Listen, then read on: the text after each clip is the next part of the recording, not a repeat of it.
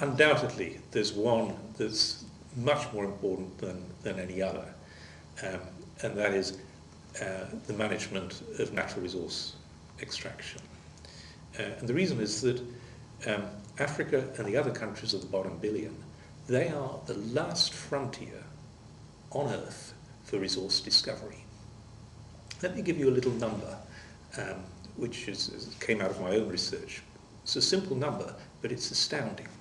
If we take the average square mile in the rich countries, the OECD, underneath that square mile is $300,000 of subsoil assets.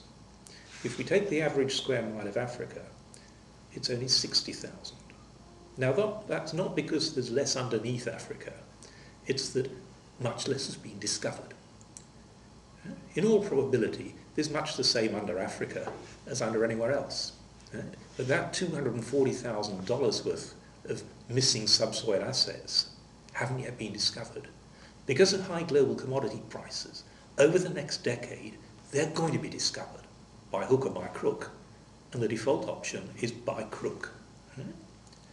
So we know if history repeats itself, this process will actually be destructive.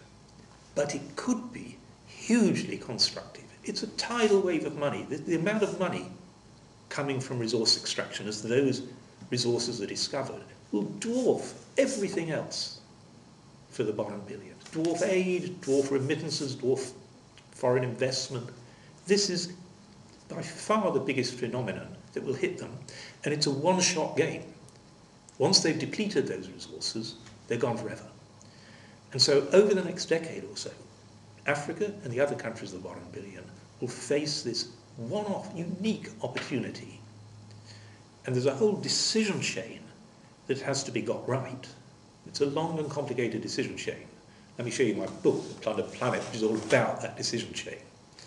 It just came out yesterday. But what has to happen is that decision chain has to be properly researched, and above all, those ideas have to be understood by a critical mass of citizens in each of the resource-rich societies. Without that, we'll get plunder. That's why I call the book The Plundered Planet, because that's been the history of resource extraction in these societies. Our job as researchers is to make sure that that history isn't repeated.